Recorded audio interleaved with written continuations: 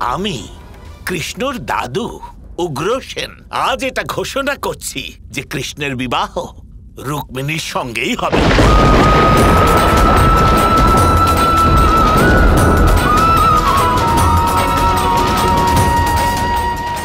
ক্ষমা করবেন মহারাজ, কিন্তু আমার অনুরোধ আপনার কাছে যে এরকম করবেন না। ধর্মের বিষয়টা আমি বুঝতে পারছি, কিন্তু বিবাহ একটা খুবই পবিত্র বন্ধন। তার জন্য মন, কর্ম, প্রতিশ্রুতি সবকিছুর সম্মতি খুবই আবশ্যক হয়। তাহলে এখানে যদি আমার আর কৃষ্ণের বিবাহের কথা হয়ে থাকে, তাহলে আমি এটাই বলতে চাইব যে এটা যেন শুধু ধর্মের কারণে না হয়, বরং এতে যেন কৃষ্ণের সম্মতিও থাকে।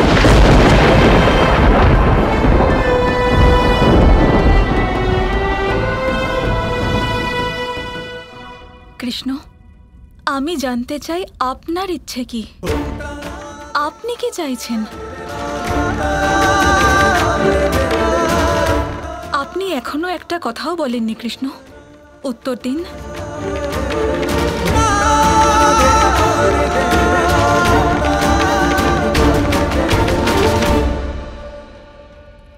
আমি আপনাকে উত্তর দেব, কিন্তু এখন নয়।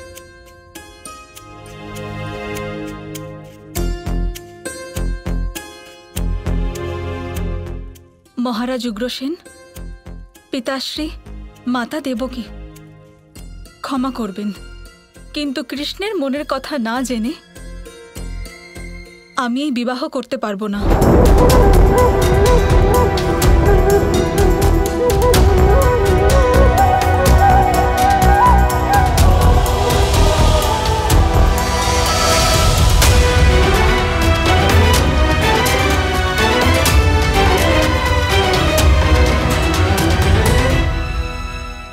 এই সিদ্ধান্ত নেবার আগে আমি একান্তে রুক্মিণীর সাথে কিছু কথা বলতে চাই।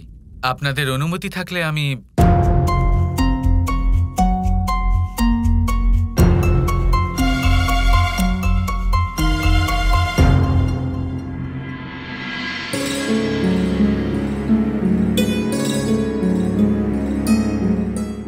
শুনুন, এনারা সবাই কোথায় যাচ্ছেন? রাধারানী, কৃষ্ণ অনন্য নগরের নির্মাণ করেছেন, আর আমরা সবাই সেটাই দেখতে যাচ্ছি। এখন শোনা গেছে জরাসন্ধ সেখানে ভয়ানক আক্রমণ করেছিলেন, আর দ্বারকা নগর শুধু দৈবই নয়, তা হলো অভেদ্য। এমন এক নগর দেখার জন্য আমরা সবাই উৎসাহিত। আচ্ছা, কৃষ্ণ অনন্য নগরের নির্মাণ করেছে, কিন্তু রাধাকে যেতে বলেনি। আপনারা না আমাদের রাধারানীকেও নিয়ে যান, কৃষ্ণের বানানো অনন্য নগর বলে কথা। রাধাও দেখতে চাইবে, তাই না? আপনারা সবাই চান, আমি একটু ব্যস্ত আছি। তার মানে লুকিয়ে পড়েছে ওই কৃষ্ণ ওই অনন্য নগরীর অভেদ্যতার পিছনে। লুকিয়ে পড়েনি, কৃষ্ণ সুরক্ষিত হয়ে গেছে। হ্যাঁ, সুরক্ষিত তো হয়ে গেছে, কিন্তু ওকে চিরকালের জন্য ওই নগরীর ভিতরেই থাকতে হবে, একটা ইঁদুরের মতো। কারণ বাইরে তো জরাসন্ধ ওকে সিংহের মতো খুঁজে চলেছে, তাই না? তবে জানো তো রাধা, কৃষ্ণের সুরক্ষিত থাকার মূল্য কি হতে পারে? কৃষ্ণ আর কখনো বর্ষণা আসতে পারবে না, তোমার সাথে কখনো দেখা করতে পারবে না। তাহলে তাই সই।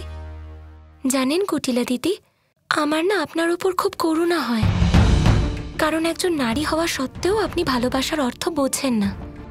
ভালোবাসা হলো নারীর এমন এক অমূল্য সম্পদ, যা সে শরীরে নয়, নিজের মনে ধারণ করে থাকে। আর কৃষ্ণের সাথে দেখা করার থেকে ওর সুরক্ষা আমার কাছে অনেক বেশি গুরুত্বপূর্ণ। যদি রাধা এখন বর্ষণাতে থাকে আর কৃষ্ণ ওখানে দ্বারকাতে থাকে, তাহলে কি এসে যাবে?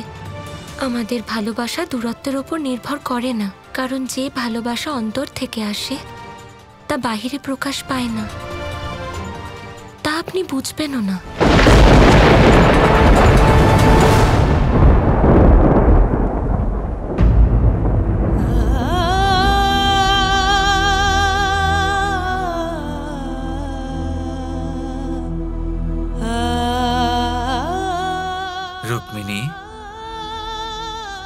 আপনি তো রেগে গেলেন। দেখুন, আমি বিয়ের জন্য বারণ তো করিনি, বলুন। কিন্তু সবার সামনে তখনই হ্যাঁও তো বলেননি কৃষ্ণ। আমি আমার চিঠিতে সবকিছু স্পষ্ট লিখেছিলাম যে আমি আপনাকে ভালোবাসি। আমি মন থেকে আপনাকে স্বীকার করেছি, তাও আপনি সবার সামনে চুপ থাকলেন। দেখুন রুক্মিণী, আপনি আপনার সমস্ত মনের কথা ওই চিঠিতে লিখে দিয়েছিলেন, কিন্তু তাও মনে একটা প্রশ্ন রয়েছে। তার উত্তর না পাওয়া পর্যন্ত আমি এই বিয়ের জন্য রাজি হতে পারবো না। কিরকম প্রশ্ন? রুক্মিণী, আপনি সত্যি আমাকে বিয়ে করতে চান? নিঃসন্দেহে।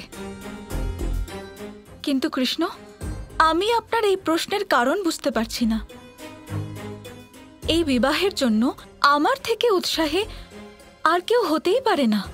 আর এই দৃঢ় নিশ্চয়ের কারণ কি হতে পারে? প্রেম। এই সমগ্র ব্রহ্মাণ্ডে রুক্মিণীর থেকে বেশি কৃষ্ণকে কেউ ভালোবাসতে পারে না।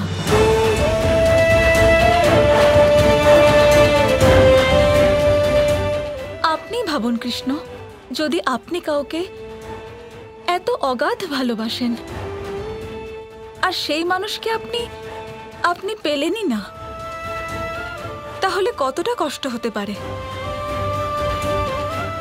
কিন্তু আমার এই ভালোবাসাই আমাকে আশ্বস্ত করেছে যে আপনাকে বিবাহ করে আমি পূর্ণ হয়ে যাব। এই বিবাহ আমাকে আমার ভালোবাসাকে সম্পূর্ণতা দেবে। এই বিবাহের দ্বারা আমি নিজের ভালোবাসাকে সার্থক করে নিজেকে সমর্পণ করে দেব কৃষ্ণ।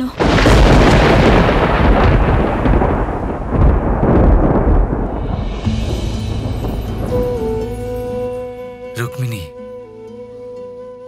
আপনি যেমনই হন না কেন, আপনার স্বভাব, আপনার গুণ, আপনার দোষ, আপনার অন্য সবকিছু, আপনি যেমন আছেন সেরকম ভাবেই স্বীকার করতে আমি প্রস্তুত।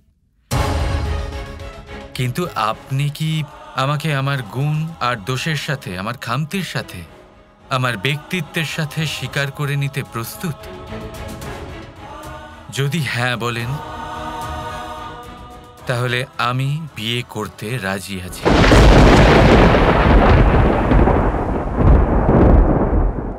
কৃষ্ণ যেমনই হয়ে থাকুন, তিনি আমার প্রিয়। আমি আপনার এই সত্তাকে গ্রহণ করছি কৃষ্ণ।